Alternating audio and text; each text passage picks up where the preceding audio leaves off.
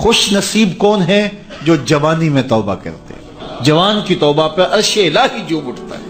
تو خوش نصیب لوگ ہیں جن کو سچی توبہ کی توفیق نصیب ہوتی ہے، اور وہ لوگ جو اپنی زندگیاں یوں ہی بسر کر دیتے ہیں اور راہ مستقیم پہ نہیں آتے، آوارگی میں بسر کر دیتے ہیں، تو پھر منو مٹی تلے چلے گئے لوگ کہانی بھی بھول جاتے ہیں۔ تو قبل اس سے کہ وقت آئے مجھے اور آپ کو اپنی آخرت کے لیے ضرور کوشاں ہونا چاہیے اور سچی توبہ سے اپنی آخرت کی تیاری کرنی چاہیے۔ کل کا پچھتاوا آج کے پچھتاوے سے بہتر ہے۔ کل کا پچھتاوا تو سوائے حسرت دکھ بڑھانے کے اور کیا ہوگا، آج کا پچھتاوا زندگی بدل دے گا۔ وقت پر کافی ہے ایک قطرہ بھی آب خوش ہنگام کا، جل گیا جب کھیت برسا می تو پھر کس کام کا۔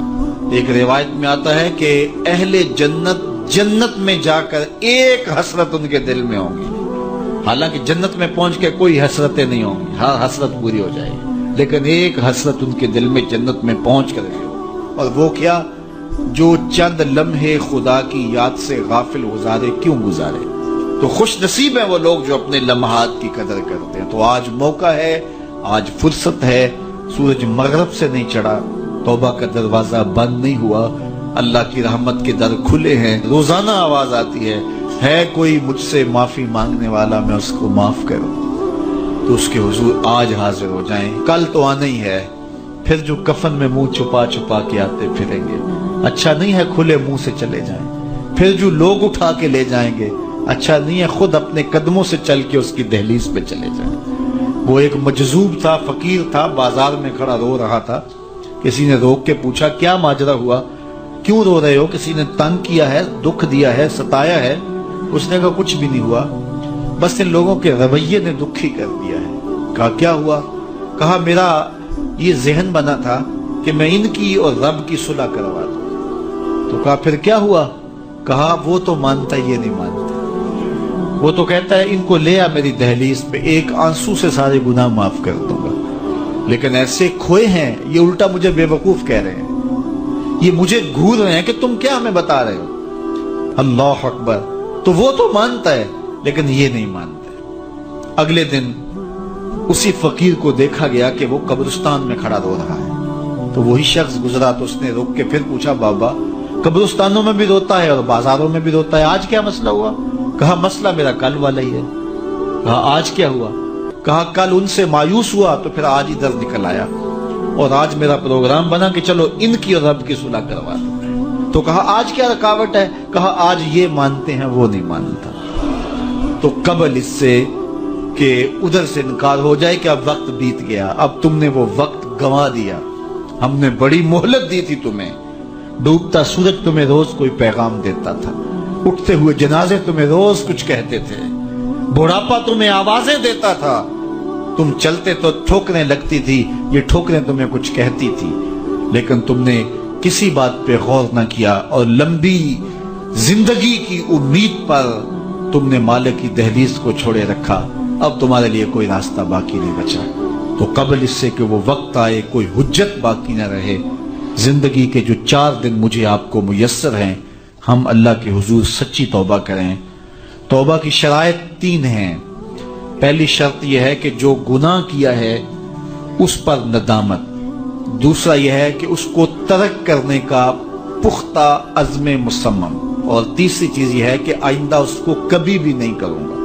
اگر یہ 3 شرطوں کے ساتھ کوئی اللہ کے حضور حاضر ہو جاتا ہے تو وہ سچی توبہ ہے۔ لیکن محض کسی مجلس کے اندر توبہ توبہ پکار اٹھے، جس طرح وہ گاڑی والا ایکسیڈنٹ دیکھتا ہے تو رکتا ہے، 5 لاشیں گری ہوئی ہیں تو وہ ٹیپ بھی بند کر دیتا ہے، سارے بس والے توبہ توبہ پکارنے لگ جاتے ہیں، 1.5 کلومیٹر کے بعد پھر دوبارہ وہ بٹن دبا دیتا ہے، اور پھر وہی گانے اور وہی غلیظ چیزیں، اور پھر معمول کی زندگی۔ ایسی توبہ نہیں ہے۔ توبہ یہ ہے کہ ما قبل کہ جو اعمال ہیں ان سے ندامت پیدا ہو اور ان کو ترک کر دیا جائے، اور آئندہ عزم مصمم رکھا جائے، تو اللہ تعالیٰ جل شانہ سچی توبہ کو قبول کرتا ہے، اور پھر توبہ کرنے والے کے ما قبل کے سارے گناہ مٹا کے نیکیوں میں تبدیل کر دیتا ہے۔ اللہ جل شانہ مجھے بھی آپ کو بھی سچی توبہ کی توفیق سے مالا مال فرمائے، اور زندگی کی ایک ایک ساتھ اپنے دین کے لیے گزارنے کی۔ حضور علیہ السلام نے ارشاد فرمایا میرے دوستوں میں سب سے قابل رشک دوست وہ ہے کہ جس کا سامان دنیا تھوڑا ہے اور نمازیں زیادہ ہیں، اور پھر ارشاد فرمایا جب وہ چلتا ہے تو اس کی طرف اشارے بھی نہیں ہوتے، یعنی وہ اتنا معروف نہیں ہے کہ وہ گزر رہا ہو تو لوگ کہیں یہ فلاں جا رہا ہے فلاں جا رہا ہے۔ اور پھر حضور علیہ السلام نے اپنے ہاتھ سے وَنَقَدَ بِيَدِهِ، حضور نے ایسے چٹکی بجائی اور فرمایا اس کو موت بھی ایسے ہی آئی، موت بھی اس کو ایسے ہی آئی۔ اور پھر حضور نے آگے ارشاد فرمایا قلت بواکی ہے، اس کو رونے والے بھی تھوڑے ہی تھے، بہت زیادہ رونے والے نہیں تھے۔ فرمایا میرے دوستوں میں قابل رشک دوست دیکھنا ہو تو یہ ہے اس کا جنازہ جا رہا۔ اللہ اکبر، یہ دنیا پہ آئے، ایک کونے کھجرے میں زندگی کاٹ دی، رزق حلال کمایا، معاشرے میں کوئی اتنی پہچان بھی نہیں بنی، بس آئے، بس زیادہ وقت مسجد میں گزرا، سجدے کثرت کے ساتھ تھے، حقوق العباد کا خیال رکھا، کسی کو دکھ نہیں دیا اور اپنی زندگی گزار دی۔ مرے تو زیادہ لوگوں کو پتہ ہی نہیں چلا، اس کی کسی کو کمی محسوس نہیں ہوئی، اس لیے کہ معاشرے کے اندر وہ ایسا ہی نہیں تھا، لا یشار الیہ الناس، لوگ اس کی طرف اشارہ نہیں کیا کرتے تھے کہ یہ فلاں ہے یہ فلاں ہے، اس کا تذکرہ نہیں کیا جاتا تھا، نہ کسی شادی میں بلایا جاتا تھا، نہ کسی ولیمے میں بلایا جاتا تھا۔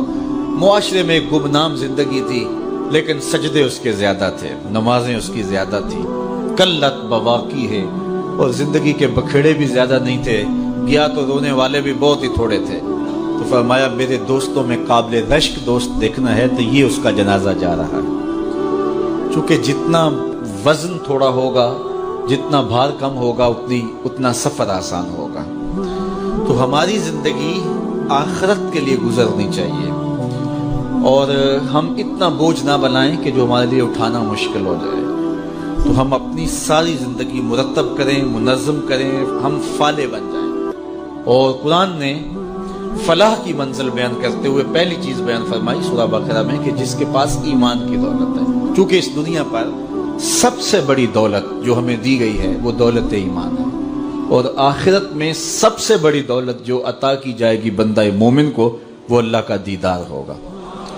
جو دنیا میں ایمان سے محروم رہا اور آخرت میں دیدار الہی سے محروم رہا وہ حقیقی طور پہ محروم ہے۔ تو میں اور آپ اپنی قسمت پہ بعض اوقات شکوہ بھی کرتے ہیں، حالات کی دکھن اور کڑن بھی ہوتی ہے، اور بڑے مصائب اور آلام ہیں جو ہمیں توڑتے ہیں اور وہ ہمارے خود پیدا کرتا ہوتے ہیں، جبکہ ہم جس قدر جن نعمتوں کے میسر نہ ہونے پہ شکوے کرتے ہیں، تو جو نعمتیں میسر ہیں ان کا اگر شکر کرنے کی عادت ڈال لیں تو شکر سے فرصت ہی نہ ملے۔